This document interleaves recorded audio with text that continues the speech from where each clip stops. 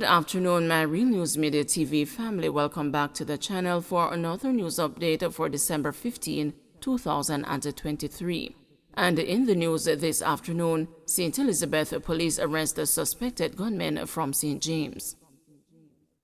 3 men were arrested in St. Elizabeth on Wednesday night after an illegal gun and several rounds of ammunition was found in a vehicle in which they were traveling. A Toyota Voxy was intercepted by the police about 11 p.m. and the vehicle searched. A Smith & Wesson 9mm gun was found with 6 rounds of ammunition. Acting Superintendent Coleridge Minto, head of the St. Elizabeth Police, said the detainees are from St. James. 2 men were subsequently arrested and taken to the Black River CIB for further investigations. A third person who was in the company of the men earlier that evening was taken to the Black River Hospital suffering from gunshot wounds. He is also from St. James. He said the vehicle in which they were traveling had several bullet holes. It is believed the men may have been involved in an earlier shootout. The vehicle was seized for processing. Superintendent Minto said Wednesday's response is part of a broader clampdown on criminal activities by the St. Elizabeth Police. He was speaking Thursday at the monthly meeting of the St. Elizabeth Municipal Corporation. Banks urged to ensure ATMs equipped with cash during Christmas season. Opposition spokesman on finance Julian Robinson says financial institutions should ensure their automated banking machines are working and equipped with cash as the country enters the Christmas season. Mr. Robinson says he has been receiving numerous complaints from customers who have difficulty locating a functioning ATM. While I acknowledge the negative role that crime and vandalism has played in reducing the amount of available ATMs, the current service level availability is simply unacceptable. With the context of banks encouraging customers to utilize non-brand channels, it is imperative that their ATMs are functional, he asserted. He has also called for the Bank of Jamaica to carry out its oversight responsibility of the financial sector and ensure banks maintain a minimum service level standard. Last month, the Jamaica Bankers Association said the members' institutions were working to expeditiously increase the accessibility of ATMs and restore the availability of cash to improve their levels while they balance the impact of new security measures against the ongoing threats to service the machines. Hundreds of mosquito-infested tires removed from property in Manchester. Hundreds of used tires infested with mosquito larvae were removed from a private residence at Greenvale, Mandeville, Manchester during a 2-day operation this week. The Manchester Health Department said it sought the assistance of SPM Waste Management Limited to have the tires removed from the home in Scottstown after requests to do so were not acted on by the owner. The health department said the individual was served a statutory notice under the Public Health Nuisance Regulations to eliminate the nuisance, which its vector control team came upon while conducting routine residential premises inspection. Regional Operations Manager at SPM Waste Management, Sheldon Smith, said about 7 truckloads of tires were removed from the property on Tuesday and Wednesday. If you look in the background, we have already moved 3 truckloads of tires. Over 700 tires we have already moved. And based on the assessment, we are seeing where we have another 4 or 5 truckloads at this premises here in Scottstown. The passers-by, the neighbors have been coming by and thanking us for removing all these tires out of the area. It is a serious situation we have here today because all the tires, they are loaded with water, filled with water.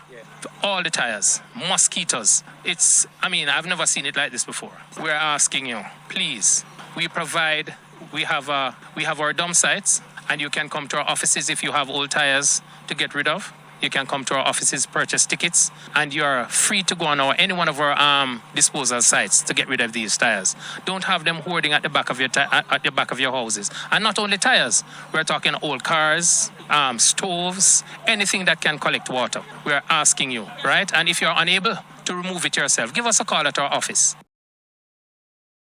Gunmen involved in shootout at the Gregory Park Primary were planning reprisals, says police.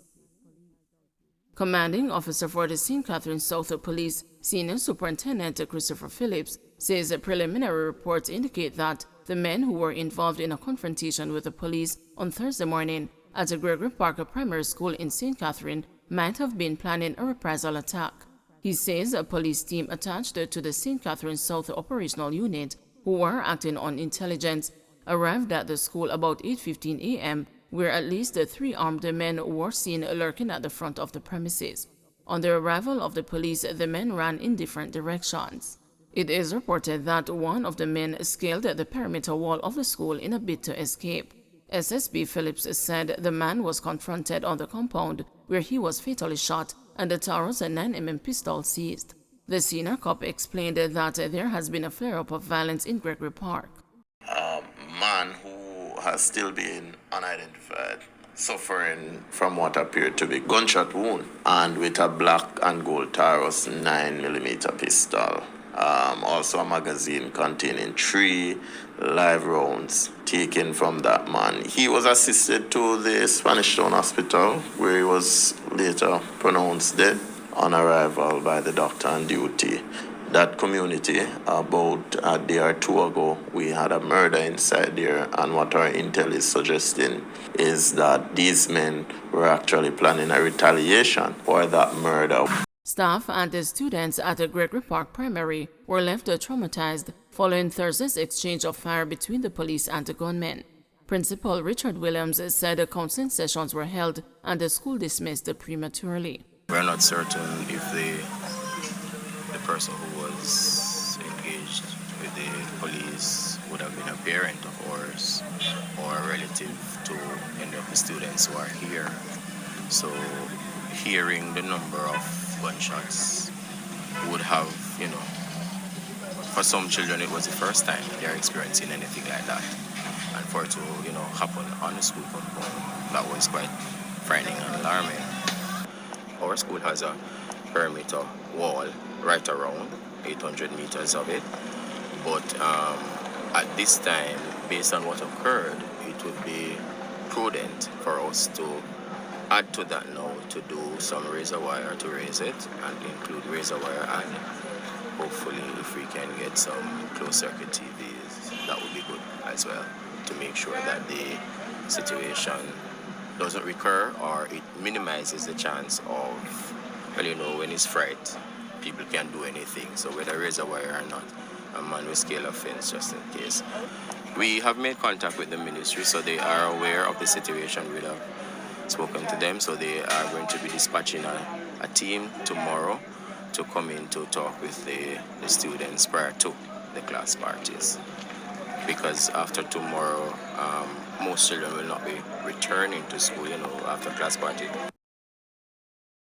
Man attacks the cops who intervened in assault against a woman in St. Anne.